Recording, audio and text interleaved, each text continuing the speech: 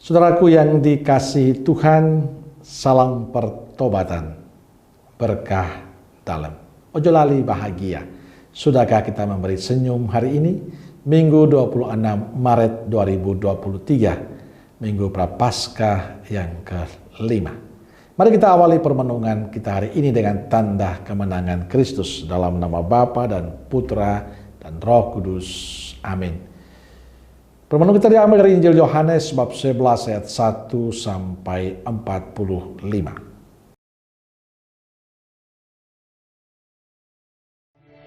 Ada seorang yang sedang sakit, namanya Lazarus. Ia tinggal di Betania, kampung Maria dan adiknya Marta. Dan Lazarus yang sakit itu adalah saudaranya. Kedua perempuan itu mengirim kabar kepada Yesus. Tuhan, dia yang kau kasihi sakit. Ketika Yesus mendengar kabar itu, ia berkata, penyakit itu tidak akan membawa kematian, tetapi akan menyatakan kemuliaan Allah. Sebab oleh penyakit itu, anak Allah akan dimuliakan. Yesus memang mengasihi Marta dan kakaknya dan Lazarus. Namun setelah didengarnya bahwa Lazarus sakit, ia sengaja tinggal 2 hari lagi di tempat di mana ia berada. Tetapi sesudah itu ia berkata kepada murid-muridnya, mari kita kembali lagi ke Yudea. Maka ketika Yesus tiba, didapatinya Lazarus telah 4 hari berbaring di dalam kubur. Ketika Marta mendengar bahwa Yesus datang, ia pergi mendapatkannya, tetapi Maria tinggal di rumah. Maka kata Marta kepada Yesus, Tuhan, sekiranya Engkau ada di sini, saudaraku pasti tidak mati. Tapi sekarang pun aku tahu bahwa Allah akan memberikan kepadamu segala sesuatu yang Engkau minta kepadanya. Kata Yesus kepada Marta, saudaramu akan bangkit.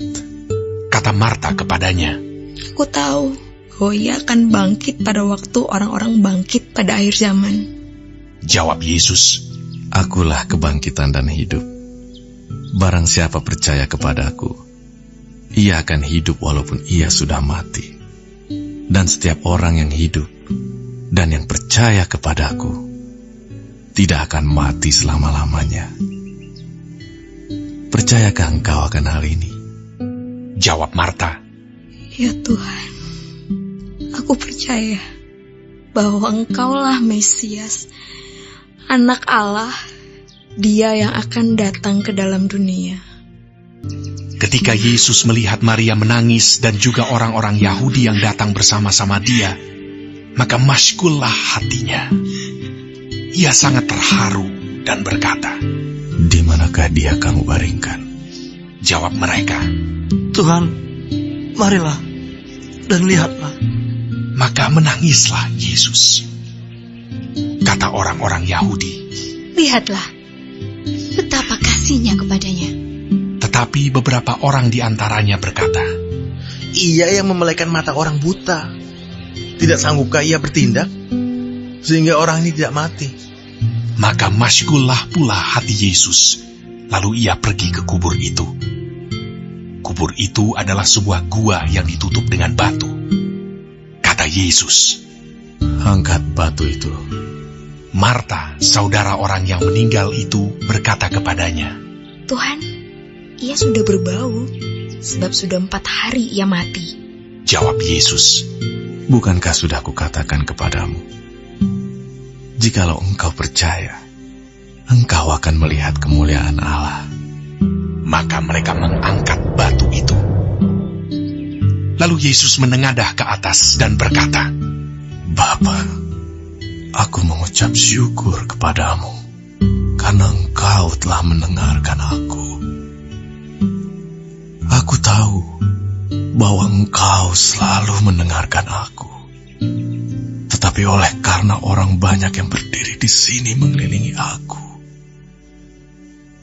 mengatakannya supaya mereka percaya bahwa engkaulah yang telah mengutus aku.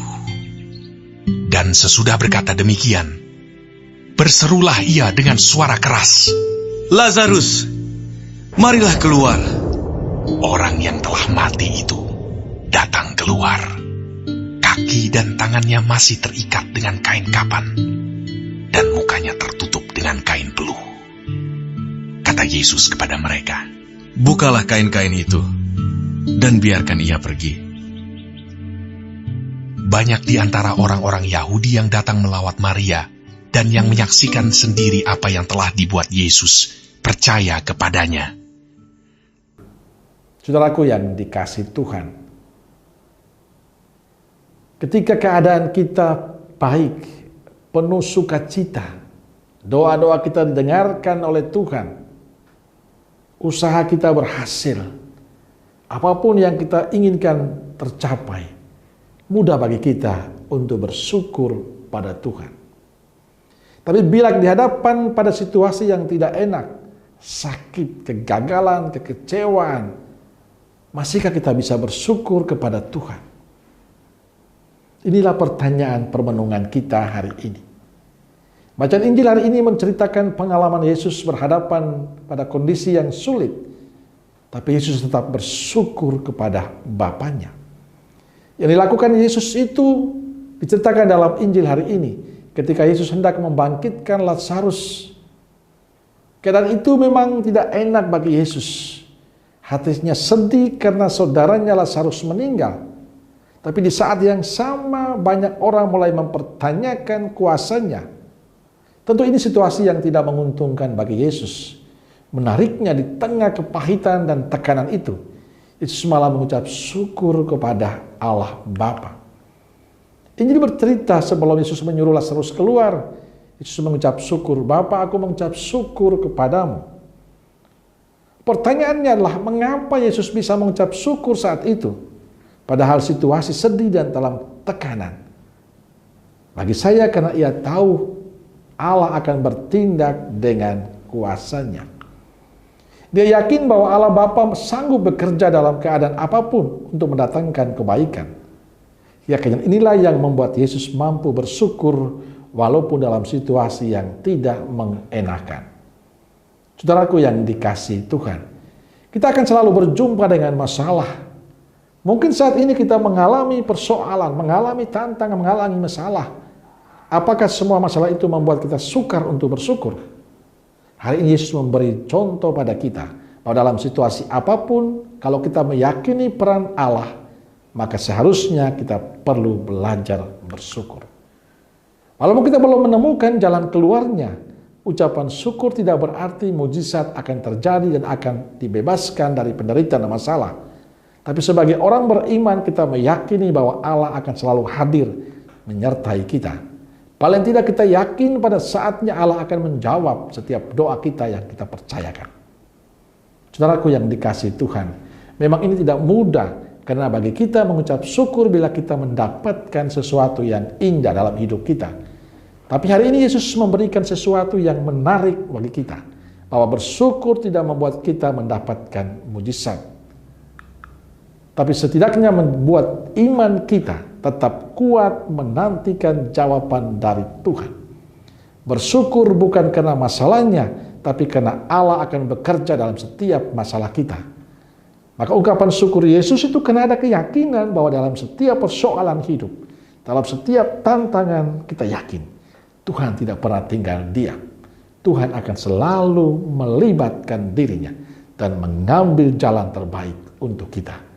Maka jangan pernahlah berhenti untuk bersyukur.